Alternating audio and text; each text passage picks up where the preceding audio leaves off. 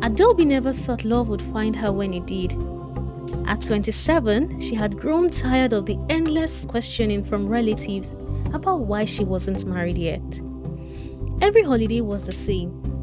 Are you sure you're not being too picky? Or don't let time pass you by, oh. The pressure was mounting, and her friends' endless engagement photos on Instagram weren't helping. And then, Emeka appeared like a dream. It was at a community youth festival. She had been busy arranging plates of jollof rice and chicken for guests when she first saw him. Tall and striking, with a calm presence that stood out in the bustling crowd. He offered to help her carry trays to the serving table, and before long, they were laughing and exchanging small talk. "What's your name?" he asked with a charming smile. "Adaobi," she replied shyly, avoiding his intense gaze. "That's a beautiful name for a beautiful woman," he said, his voice smooth but warm. She couldn't help but smile, and that moment marked the beginning of what she thought was a fairy tale romance. Emeka was perfect in every way, or so it seemed. He was attentive, caring, and always knew the right things to say. Over the next few months, they grew inseparable. He would show up at her workplace unannounced, bearing her favorite snacks, gifts, and flowers, or wait outside for her after church services just to walk her home. He seemed like the kind of man she had prayed for, sweet, hardworking, and serious about settling down. But even early on, there were small things that didn't quite add up. He never spoke much about his past or family. Whenever she asked about his parents or siblings, he would quickly change the subject. "It's just me," he would say. "I have been on my own for years." His explanation was always vague. But Adaobi, blinded by love, didn't push further. After all, everyone had their burdens. 6 months into their relationship, Emeka proposed. It was an ordinary Friday evening, and they were at Adaobi's apartment eating dinner. Out of nowhere, he pulled out a small velvet box and got down on one knee. "I know this might seem fast," he began, looking up at her with those deep, soulful eyes. "But I've never been more sure of anything in my life. Adaobi, will you marry me?" She gasped, her heart racing. It wasn't how she imagined being proposed to. There were no grand gestures or fancy dinners, but the sincerity in his voice melted her heart. "Yes!" she exclaimed, tears of joy streaming down her face. The wedding planning started immediately, but one detail troubled her. Emeka insisted on keeping the ceremony small. He didn't want a large crowd, nor did he want to invite any of his family. "I don't have anyone close," he explained, a shadow of sadness flickering across his face. "My family and I had a falling out years ago. I would rather it just be us and a few of your loved ones." Adaobi hesitated. In her culture, weddings were more than a union between two people. They were a celebration of families coming together. Yet, she didn't want to upset Emeka. He had been nothing but good to her, and she reasoned that not everyone was lucky enough to have a supportive family. The ceremony took place with a small gathering of about 30 guests. Adaobi's parents were reluctant about the arrangement, but didn't want to stand in the way of her happiness. Her mother had pulled her aside the night before the wedding. "Are you sure about this man?" she asked. "You know nothing about his people, his roots. Marriage is more than love. It is a union of families." "I love him, Mama," Adaobi had replied firmly. That's all that matters. The wedding was simple but beautiful. Emeka looked dashing in his attire like a prince, and Adaobi felt like a queen in her flowing lace gown. Yet, as they exchanged vows, a faint unease lingered in her chest. She couldn't quite explain it, but something felt incomplete. After the ceremony, a neighbor approached Adaobi's mother with a curious expression. "I didn't see the group's family. Did they travel far?" Her mother smiled awkwardly. "They couldn't make it," she replied, though the excuse sounded weak even to her own ears. Adaobi, however, was too happy to care. She had married the love of her life, and nothing else mattered. If there were any red flags, she ignored them, chalking it up to the whirlwinds of emotions. But as the week turned into months, Adaobi would soon realize that her perfect husband wasn't everything he seemed. The dream was only just beginning to unravel. Married life with Emeka started beautifully. Adaobi felt she was living the dream. Cooked meals together, quiet evenings filled with laughter, and weekend strolls through their neighborhood. Emeka was attentive, doting, and seemed genuinely happy to be her husband. But soon, small whispers began to disrupt her perfect world. It started with her neighbor, Mama Nkechi, who sold vegetables down the street. One sunny afternoon, Adaobi was returning from the market when Mama Nkechi stopped her. "Ada, my daughter," she said, pulling her aside. "This is your husband. Are you sure he's a proper man?"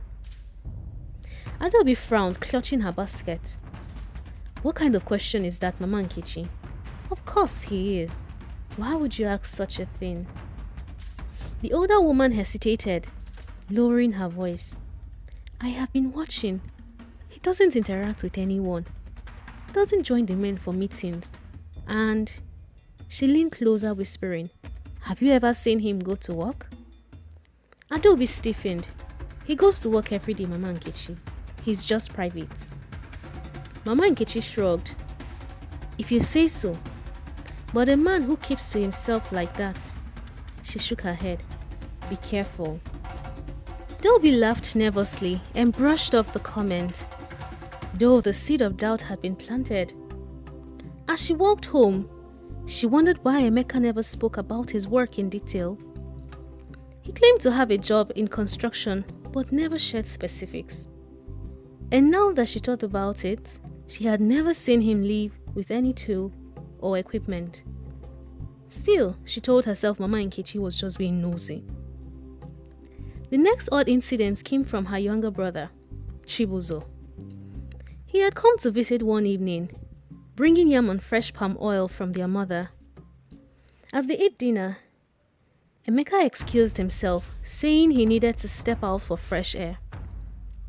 Chibuzo leaned closer to Adaobi as soon as Emeka left. "I don't like this man," he said bluntly.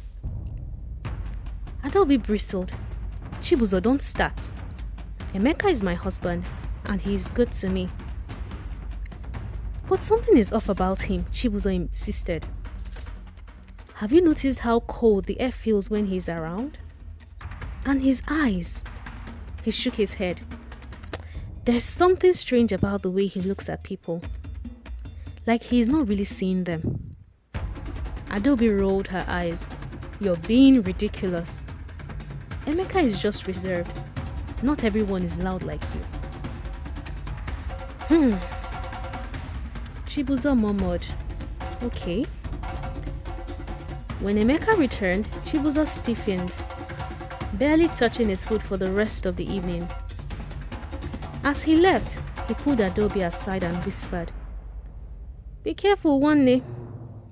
Just be careful." But the most chilling moment came a week later. It was late at night, and Adaobi had woken up feeling thirsty. As she reached for the glass of water by her bedside, she noticed Emeka wasn't lying next to her. Confused, she looked around the room and froze. Emeka was sitting in the corner, his figure barely illuminated by the faint moonlight streaming through the window. He was staring at her, unblinking, his eyes dark and hollow. "Emeka," she called out softly, her voice trembling. He didn't respond immediately. Then, after what felt like an eternity, he smiled, a slow, eerie smile that made her skin crawl. "You talk in your sleep," he said finally, his voice low and distant. Adaobi forced a laugh, trying to shake off the unease. "Why are you sitting there? Come back to bed." He stood up slowly, almost too smoothly, and joined her in bed without a word. As he lay beside her, Adaobi stared at the ceiling, her heart pounding. She told herself it was nothing, just her imagination running wild. But deep down, something about that moment felt wrong. The next day, she shared her concerns with her friend Amaka over the phone. "You're overthinking it," Amaka said dismissively. "Men are weird sometimes. Maybe he was just stressed." "Maybe," Adaobi replied, though she wasn't entirely convinced. But the unease continued to grow. Emeka's behavior, while still loving, seemed off in subtle ways. Emeka never kept friends, rarely spoke to their neighbors, and always had a mysterious air about him. He avoided loud gatherings and seemed to appear and disappear so quietly that sometimes it startled her. One afternoon, as Adaobi sat on the veranda doing her laundry, Mama Nkechi passed by again. This time, she didn't mince words. "Ada, mark my words, there's something not right about that man." "What do you mean?"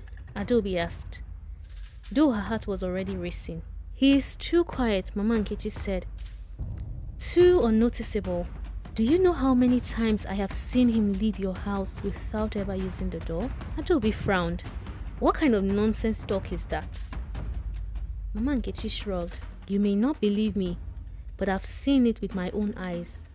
Keep watch, Ada. Not everything that glitters is gold." As she finished the laundry, Adaobi tried to shake off the old woman's words, but it clung to her like a shadow, whispering in the back of her mind, "What if she's right?" Adaobi tried to push the doubts aside. She told herself that people were just jealous of her happiness. But no matter how hard she tried, the strange occurrences around Emeka kept piling up. One day, while returning from a grocery run, she and Emeka encountered a disheveled madman near the bus stop. His hair was matted and his clothes hung on him like rags. Adaobi instinctively moved closer to Emeka, clutching her bag tighter. The madman suddenly stopped in his tracks and stared directly at Emeka. His lips curled into a sneer, and he pointed a bony finger at him. "You," he hissed. "You don't belong here. Go back to where you came from." Adaobi froze. She glanced at Emeka, expecting him to laugh it off, but his face was expressionless. "Let's go," Emeka said quietly, taking her hand. The madman continued to shout as he walked away. "He is different. He is not one of us." Adaobi's heart raced as she tried to keep up with Emeka's quick strides. When they got home, she couldn't hold back her questions. "Emeka, what was that about?" she asked, her voice shaky. "Just the rantings of a madman," he said, brushing it off. "You shouldn't let things like that bother you." But it did bother her. She couldn't stop replaying the scene in her head. The way the madman had looked at Emeka, the venom in his voice, it felt too specific to be random. That night, the unease followed Adaobi into her dreams. She found herself in a dense forest, the air thick with mist. She was searching for Emeka, calling his name, but her voice seemed to vanish into the fog. Suddenly, she stumbled upon a grave with no name, only a date. The year etched into the stone sent a chill down her spine. It was over 30 years ago. She woke up in a cold sweat to find Emeka staring at her again, just as he had before. His eyes were unblinking, almost glassy, as though he wasn't really there. "What is it?" she whispered, her voice trembling. "You were calling my name in your sleep," he said simply, his tone flat. Adaobi forced herself to smile. It was just a dream. Go back to sleep.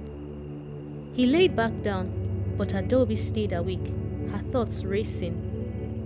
She couldn't ignore the strange feeling that had been growing inside her. The following day, Adaobi decided to confide in her mother. She visited her family home, hoping to find some clarity. Her mother listened carefully, her face growing more serious with every word.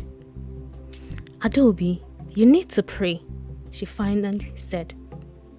"And you need to talk to Emeka about visiting his family. It's not normal to be this isolated from his roots. If he won't take you, you should think carefully about this marriage." "Mama, you don't understand. He said his family abandoned him," Adaobi protested. Her mother shook her head. "Everyone has a story, but you don't marry a story, you marry a person, a family, a history. This is not our way." Her father, who had been quietly listening, added, "If he won't take you to his people, maybe you should go and find them yourself." The suggestion stayed with her as she made her way home. That night, she brought it up to Emeka. "When will you take me to your hometown?" she asked. Emeka stiffened. "Why do you keep bringing this up?" "Because it is important," she said. "I want to know where you come from. Meet your people."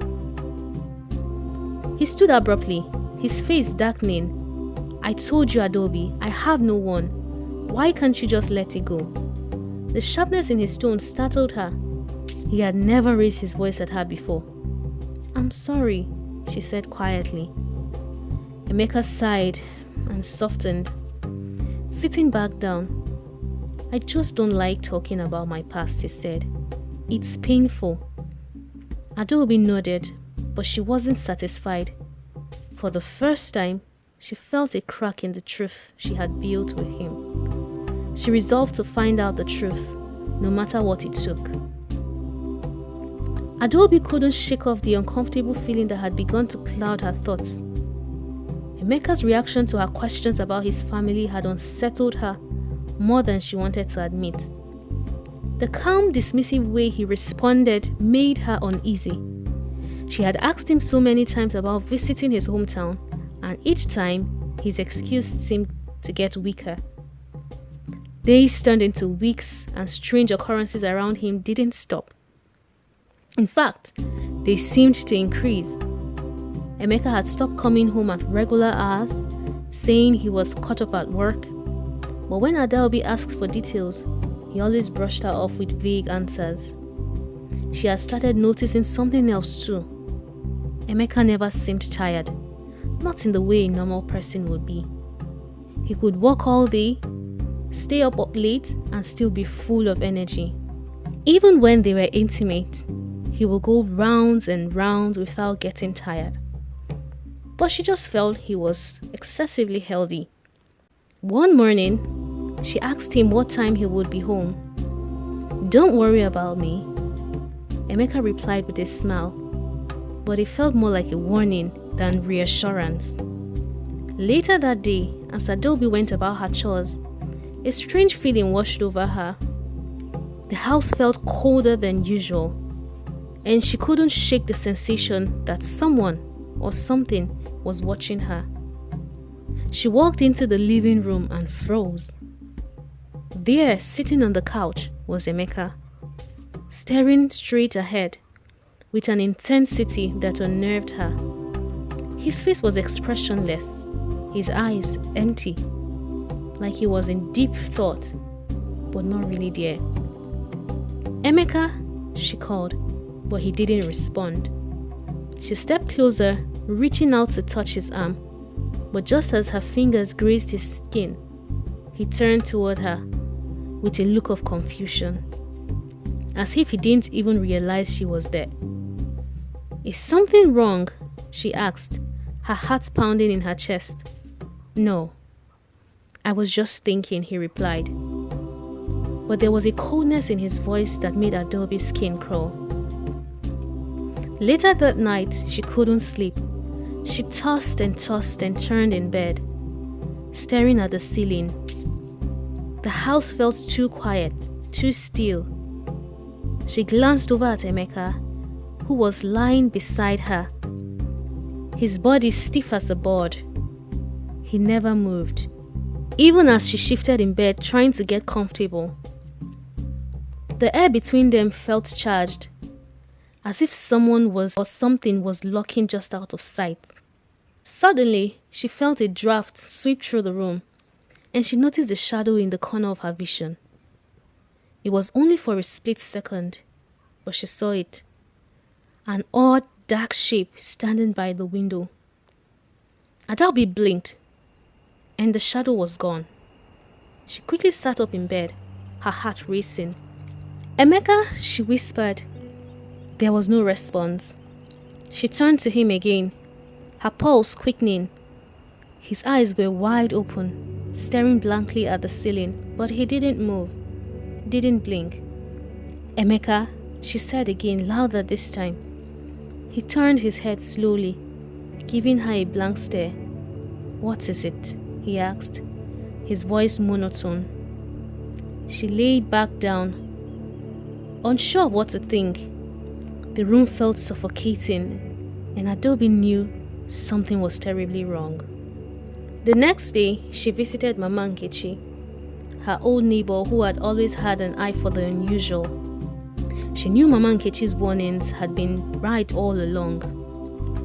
When she told the woman about the strange occurrences, Mama Nkechi's eyes widened with concern. Listen to me, Adaobi, Mama Nkechi said, her voice low and urgent.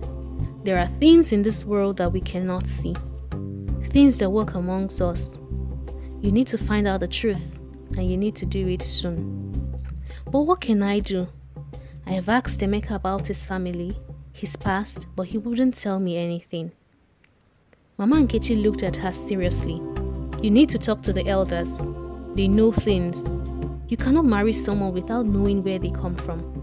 I can't explain more, but I can tell you this. You have to be careful. Adaobi left her neighbor's house more confused than ever, but she knew deep down that she couldn't let this go. The longer she stayed in the dark, the more dangerous things could get. That night, Adaobi finally made a decision. She was going to find out everything about Emeka's past, no matter the cost. She would visit his hometown, talk to his people, and uncover the truth that he was hiding. She could no longer pretend that everything was fine. But as she lay in bed, her thoughts swelling, she heard a faint noise, like footsteps in the hallway. She held her breath, straining her ears.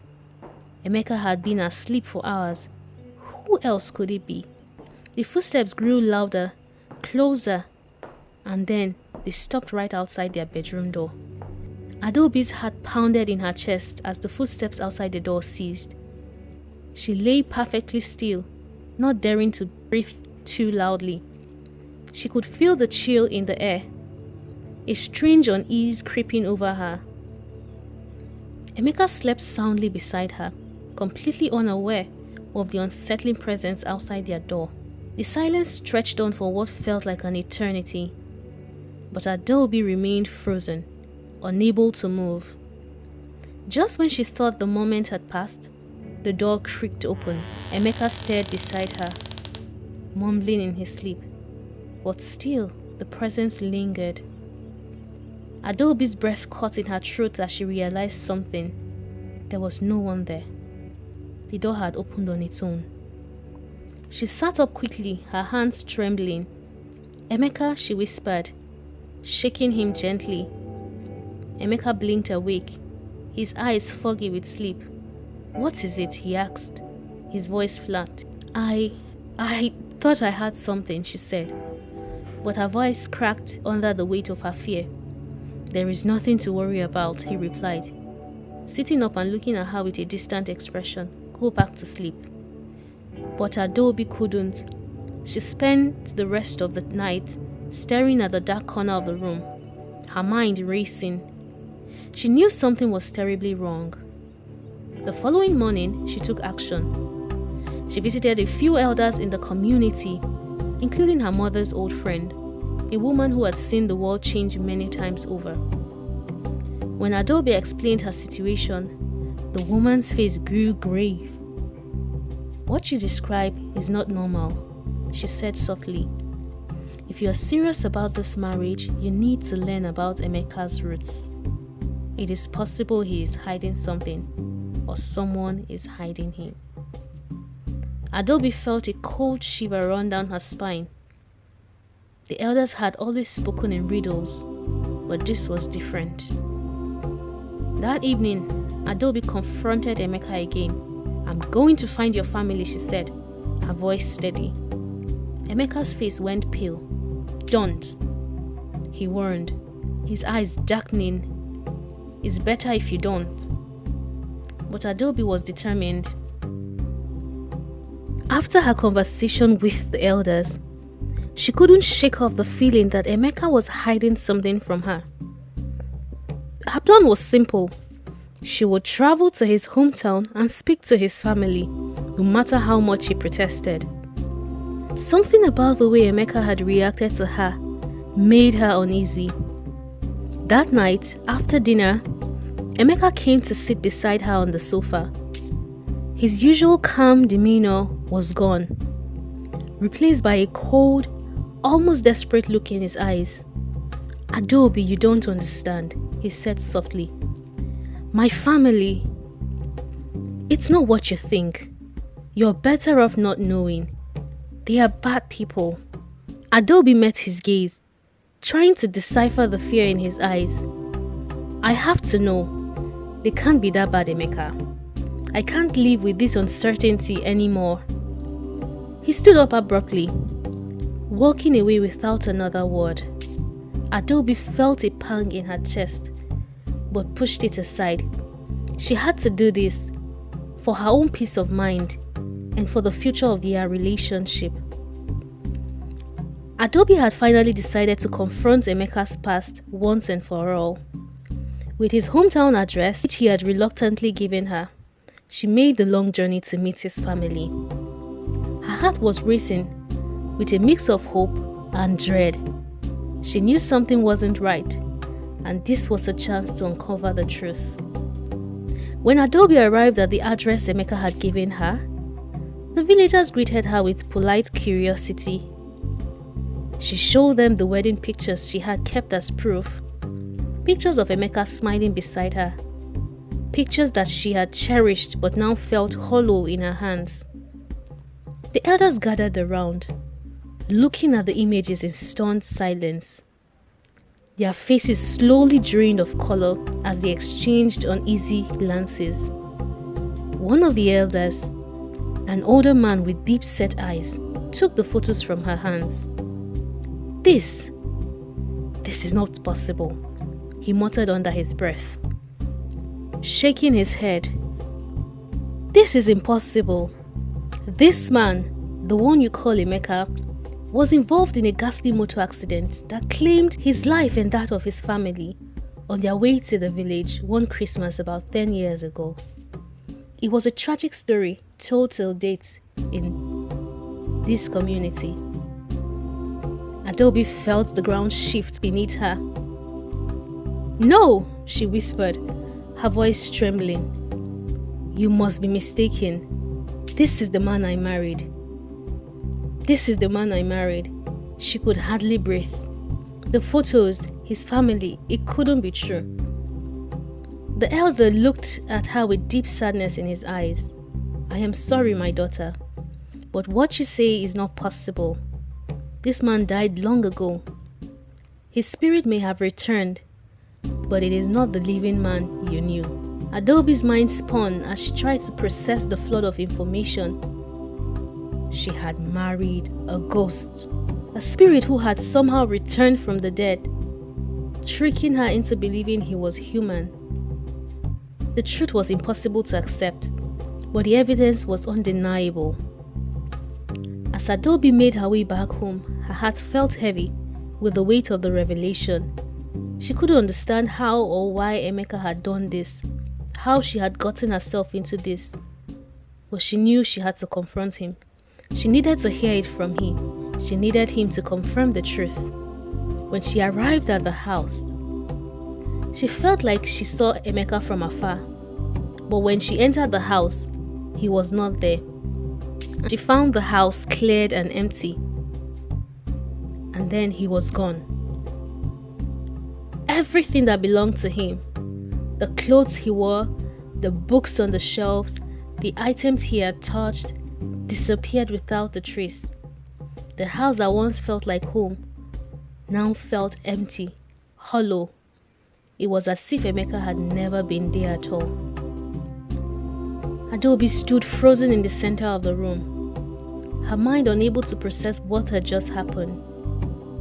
One moment Emeka had been standing right in front of her, and the next he was gone, vanished. There was no sign of him, no sign of his existence. His scent, his presence, everything that had once been so real was now nothing more than a memory. She checked the house, opening drawers, searching through the closets. There was nothing left of him, not a single trace. Neighbors came by to check on her as word went round. But when Adaobi asked them if they had seen anything strange, they all looked at her with confusion. No, they said. We haven't seen Emeka in days. It was as though the entire town had forgotten him, as though he had never existed at all. Adaobi felt the weight of it all. How could something so real, so vivid, vanish in an instant? How could the love she had felt be so easily erased? The realization hit her like a tidal wave. Emeka had been a ghost. A spirit who had tricked her, who had woven himself into her life in ways she could never understand. He had been a figment of the past, a soul lost in time, and now with the truth exposed, he was gone forever.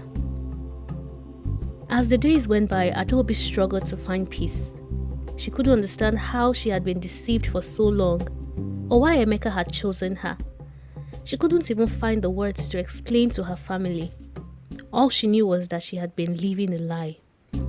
She sought solace in her friends and family, talking to her mother about the truth she had discovered. Her mother listened with sympathy, but also with wisdom. You are stronger than you know, my daughter. You have learned a valuable lesson. Always seek the truth, and never let your heart be deceived by appearances. A person's history, their family, their roots are the foundation of who they are. You must always know where your partner comes from before you commit your heart. Adaobi nodded, grateful for her mother's guidance.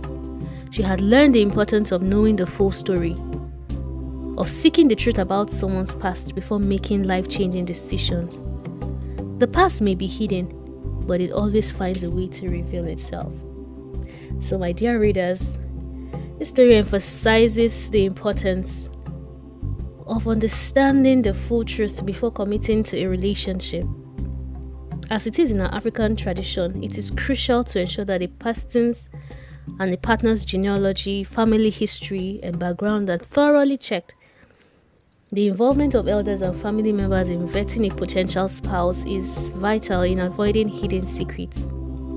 Never marry someone without understanding where they come from, as the consequences can be severe. Truth, family, and history form the foundation of a strong and lasting relationship.